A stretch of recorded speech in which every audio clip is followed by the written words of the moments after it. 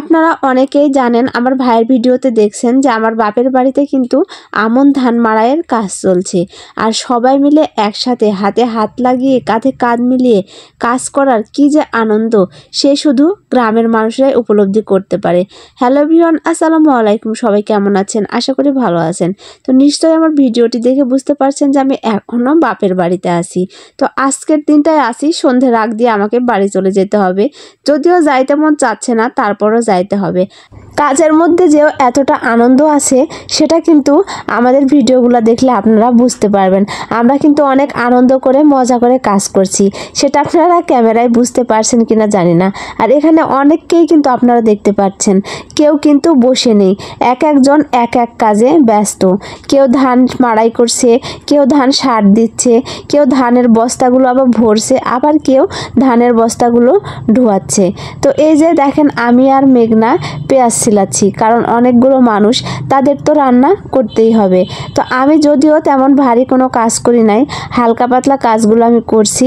আর এদিকে আমার ভাবি বড় সড়ো একটা হাঁড়িতে ভাত উঠাই দিছে। দেখেন, অনেক বড় কিন্তু হাঁড়িতে ভাত উঠাই দিছে।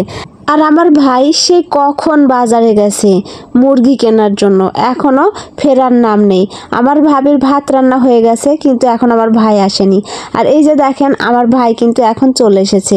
আর ভাই আসার পরে ভাবি বলছে যে এত দেরি হলো কেন তোমার, এই 2টা মুরগি কিনতেই তোমার এত দেরি হলো? আসলে আমার ভাই আজকে সোনালী মুরগি আনছে, যেহেতু আমার জামাইও আসবে দুপুরবেলা খাইতে। আর আমার জামাই কিন্তু পোলট্রি মুরগি সেভাবে খায় না, পছন্দ করে না, সেজন্য আমার ভাই 2টা সোনালী মুরগি নিয়ে আসছে। তো এখানে আমি, আমার দাদি, আমার ভাবি, আমরা সবাই মিলে, সাথে কিন্তু মেঘনাও আছে, সবাই মিলে এই মুরগি ঝোড়ার কাজগুলো করছি। আর এই যে দেখেন, মুরগি পরিষ্কার করা শেষ, আমার ভাবি এখন রান্না করবে। তো এখানে সবাই হাতে হাত লাগিয়ে কাজ করছে।